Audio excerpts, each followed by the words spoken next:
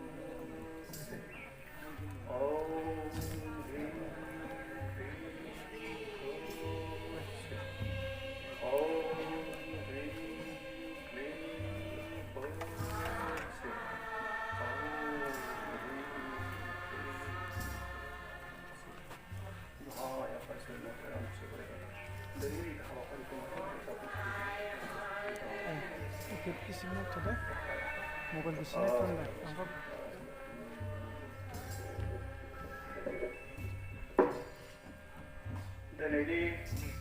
नैबे सानजा बाक्सा जिल्ला दुलाराय बाथौ गौथुमनि नैजि दाइनथि बोसोरसालिया जथुमा बोसोरारि जथुमा बे जथुमाजों लोब्बा लाखिनानै जोंहा दा गिबि हाबाफारि आरज बे थांबाय। बेनि उनाव बिलाइ फैनाय बेबो जोबलांबाय। बेनि उनाव थामथि हाबाफारि हिसाबै जा गोथैसि बावनाय दा बेवहाय जोंहा बाहागो लाफैनो हादों जोंनि जिल्लानि बारग' आफादगिरि जोंनि माननीय आदा गबिन्द बर' बिथांनिसिम आं साबायखर थाबाय। जोंनि गेदेर जिल्ला गौथुमनि मानव गेदेर आफादगिरि जिल्लानि दौरि आफादनि बिबानगिरि बिथांमोन लाइमोन बायनायनि बिबानगिरि गुबुन गुबुन बियाबनिफ्राय नुजाथिफैनो हानाय बियाबनि बिबानगिरि बिथांमोन गाहाय नेहाथारि बिथां लोगोसे गासै सिबियारि बिथांमोन नोंथांमोननिसिम नैबे फुंबिलि समाव आंनिफ्राय रोजा रोजा खुलुमनाय अननाय सिबिनायखौ बावहरबाय। दा दिनै जोंहा थिखानाय आलासि बिथाङा बोरैबा फैस्लाब हायैयाव आंखौ जा बिबान होबाय आङो बेखौ गौथुमनि खावलायनाय बायदियै मानिनानै लाबाय। दा जोङो गोथैसि बावनाय दा बे गोथैसि बावनायनि सोमोन्दै आंखौ फंनैसो बुंनो थाखाय खावलायो। जोंहा जिहेतु समा गैखाथारा ओंखायनो आं फंनैसोल' बुंनानै फोजोबो जे बे गोथैसि बावनाय बे जोंनि मोनसे परम्परागत सोलिबोनाय माने बे बर' समाजा गोदोनिफ्रायनो मानसिया थैब्लाबो जिउआ थैया होनना फोथायनाय मोनसे दङ। बेनिफ्रायनो गोथैसि बावनाया जोंहा सोलिबोदों। गुबुन गुबुन समाजाव बिदि गैयाबो जानो हागौ। दा बे मानसिया थैब्लाबो जिउआ थैया होननानै जिथु फोथायनाय दङ बिदि फोथायनायखौ लानानैनो बे सि बावनाय सोदोबथिया फैदों आरोखि। दा बेयो आं एखेबारे सखल' बुंनानै फोजोबनि दा बे जाहैबाय मा बे गोथैसि बावनाया जोंनि गेजेराव ओरैबायदि गियानि सुबुंफोरा जागायजेनदों जाहैबाय बे गोथैसि बावनाय नेमखान्थिनि गेजेरजों जोङो बावगारलांनो नागिरनाय माखासे खान्थिफोरखौ गोसोखांफिननायनि खाबु होयो। माने बावगारलांनो नागिरदोंमोन आरो माबा मोनसे जोङो जायखौ जों दिनै रावबो गैया होनना साननो नागिरो सम गैलालै जोंहा होननानै बे गैलालै होननानै साननो नागिरनाय खोथाफोरखौ गोथैसि बावनायनि गेजेरजों गोसोखांबोफिननायनि मोनसे खाबु मोनो आरो। दा बे जाहैबाय जोंनाव सृष्टि सोरबा गैयामोनबा जों बोरै मोननो हागौ। बे निस्सय बे गौथुमखौ सोरजिहोग्रोनाय सोरबा दंमोन आरो सोरबा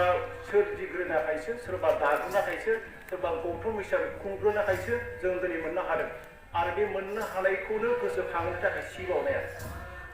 जोंहा हाजार हाजार जोंनि सिबियारिफोर दङमोन, दैदेनगिरिफोर दङमोन, गौथुमनि बिबानगिरिफोर दङमोन, धोरोम बिजाब लिरगिरिफोर दङमोन। दा बिथांमोना जोंनि गेजेराव गैयाब्लाबो बिथांमोननि मावनाय बिथांमोननि साननाय हनाया जथेस्थ' अरिहना जग्यमोन, प्रेरणादायकमोन। जाय प्रेरणाखौ लाना जों दिनै नैबेसिम सफैनो हादों आरो बेखौनो गोसोखांनायनि खाबु होयो बे गोथैसि बावनाया। दा ओंखायनो जोङो बर' हारिया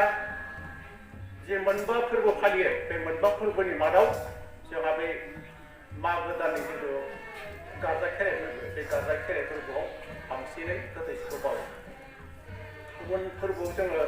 बारा बावा आरो बे बावनाय खान्थिया नाथाय गुबुन फोरबोआव लिरनायाव जों लिराखै आरो बे गारजा खेराइ फोरबोआव जों गोथैसिखौ बावो दा गारजा खेराइ फोरबोआव गोथैसि बावनायनि खोथाया बेनो जों गारजा खेराइ फोरबोआव जोङो जोंनि जिथु न'खराव आबुङै जोंहा थायो आरो बे थानाय आदारफोरखौ जोङो बायदिसिना गोदै गोथाव बानायनानै जायो फिथानिफ्राय सिथावनिफ्राय माइब्रानिफ्राय आसुनिफ्राय जोसानिफ्राय बिभिन्न धरनै जों बे समाव जायो बै जानाय मोनजानायानो जाबाय बिथांमोननि प्रेरणा बै जायफोरा रुंसारि जालांबाय बिथांमोननि थुलुंगानि गेजेरजों जों मागो दानाव बेखौ मोनजानायखायनो जों जानायखौ बिथांमोननोबो जों बावो आरो बे बावनायखौ जों मा खालामो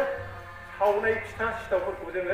जों जानायनि सिगां जों जानो गोनां सावनायनि सिगां सावग्रोनाय बिसोरनो जों थिखांनांगौ माने जों सावनो लानाय जों जिथु जानो सावगोन बे सावनो लानाय बानायनो लानाय लारु फिथा जै बानायाथों मानो फार्स्ट बानायनायखौ जों बिसोरनि थाखाय बानायग्रोनानै दोनो आरो दोनखानासो जों जानायखौ बानायो दा बे प्रेरणा थुलुंगा बे थुलुंगाखौबो जोङो गोथैसि बावनायनिफ्राय मोननो हायो आरो दा ओंखायनो बा जायफोरा रुंसारि जालांबाय बिथांमोना जोंनि सानबादि बे अख्रांनि सानबादि गोदान माखासेया खुंनानै गोजाम माखासेखौ जोङो फोरोंनायनि मोनसे खाबु गैया बे सासे बे मा होनना बुङो आमेरिकानि सासे मानसिया भारताव गावनि फिसालाखौ स्कुलाव फरायनो होदोंमोन होमबा बे अध्यापकआ सोंदोंमोन आमेरिकायावनो जथेस्थ उन्नत शिक्षानि पद्धतिया नोंथांनि फिसाखौ भारतावनो फरायनो होफैयो अब्ला बिथाङा बुंदोंमोन आमेरिकायाव शिक्षानि माने मानदण्डआ जथेस्थ उन्नत किन्तु मानवतानि जिथु आध्यात्मिक शिक्षा आमेरिकायाव गैया गासैबो मेसिनजों सोलिजोबो कम्पिउटारजों सोलिजोबो किन्तु भारतनि शिक्षाया आध्यात्मिक शिक्षा जिथु मानवता मानसिखौ अननाय सिबिनाय गोसोखांनाय बे शिक्षाखौ भारताव मोननो हायो ओंखायनो आंनि फिसाखौ भारताव फरायनो होफैदों बिराद मोजां जों बेखौ अकल नैबेयाव फुजिनायावनो दोनाखै जोंहा लिरबाय बिजाब लिरबाय स्कुल कलेजाव बेखौ फरायनो मोनबाय आरो फरायनो मोनलांसिगोन बेनि अर्थआ मा खोथाया बे मानबता मानसिखौ अननाय सिबिनाय मानसिखौ गोसोखांनाय जाहाथे सोरबा आइ दंमोन आफा दंमोन गुरु दंमोन बिथांमोनखौ गोसोखांनाय मानबता मानसिखौ गोसोखांनाय बे सानस्रिया भारतनि शिक्षायाव मोननो हायो होननानै बिथाङा बुंदोंमोन आरो दा बेबायदि ओंखायनो नोंथाङा ओरैबायदि शिक्षा होनो हो जाहाथे नोंथांनिफ्राय लाना थांनानै जोंनि हादोराव आंनि गथ'आ सासे मोजां मानसि सिबिनो हानाय फोरोंथाइ हैनो हायो बिदि होननानै दा आं बारा बुंला रायजो राजानो थांमोन खोथा ओंखारलांबाय थायो दा जोबनायाव जोङो जोंनि जिथु जोंहाथ' बे फिरफिला दैनाव बुंबाय खौसे अनलायनायनि बिदिन्थि दङ होननानै दा जोंनाव अनलायनाया थांनांगोन सिबिलायना थांनांगोन जोङो दिनैनि बेवहाय नुजाथि फैनायनि मुल कारनानो बेनो जोंनो धन सम्पति नाङा खुनु जोंनो नाङा एकमात्र जों गोजोनथि नागिरनानै फैदों गोजोनथि खौसेथि अनलायनाय सहायलायनाय बेखौ जों नागिरनानै फैदों धर्मनि मुल कारनानो बेनो धन सम्पति शिक्षा सोरहा गैया न' बां सोरहा गैया फिसौ फिसौ सोरहा गैया अनेक दङ जोंनाव सोरहाबा खपत देहा दङ सोरहाबा खाना फुजा फरा लिंग्रा दङ किन्तु लक्ष्यआ मा थांना थानाय लक्ष्यआ मा शान्ति अनेक दङ मानसिनाव थानानैबो जों दिनै मानो थुबुर जादों मानो फैयो बेहाय जों मानो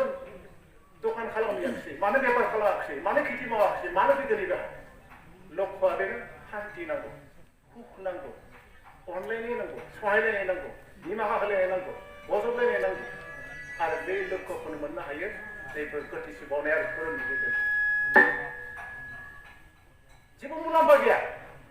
नाम्बार वान थांना थानो थाखाय जोंनो सुख नांगौ शान्ति नांगौ आं गासैबो दंजोबखायो दा मुलुगाव सुखि होनना बुंबासो सारा बिश्व ब्रह्माण्डआव सुखि होनना बुंबासो सोर महाराजाया सुखि बर्तमान जुगाव এই 33 কোটি मोदायफोरनि मादाव सबसे श्रेष्ठ कुकी होनना बुङोबा आनान गसाइ सबसे कुकी होनना बुङोबा भगवान सबसे कुकी होनना बुङोबा इसोर बियो थैनो रोङा, बिहा दुखु गैया, बिहा जारला गैया, बिहा बेमार गैया, बिहा आजार गैया, बिहा आंखाल गैया, बिहा जेबो गैया, बियो सबसे सुखि। आरो बेबायदि सुख मोनथों होननानै इसोरनि खाथियाव जोङो आर'ज खालामो। लक्ष्य बेल'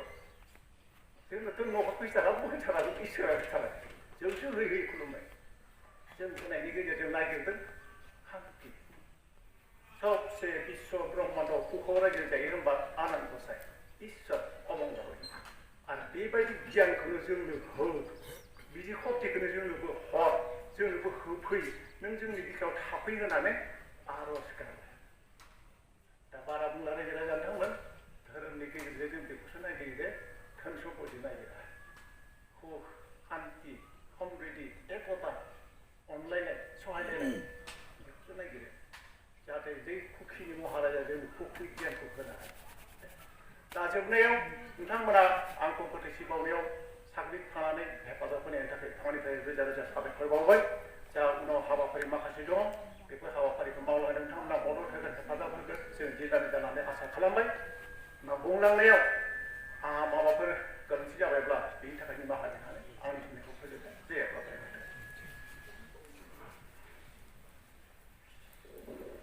गोथैसि बावजोनखि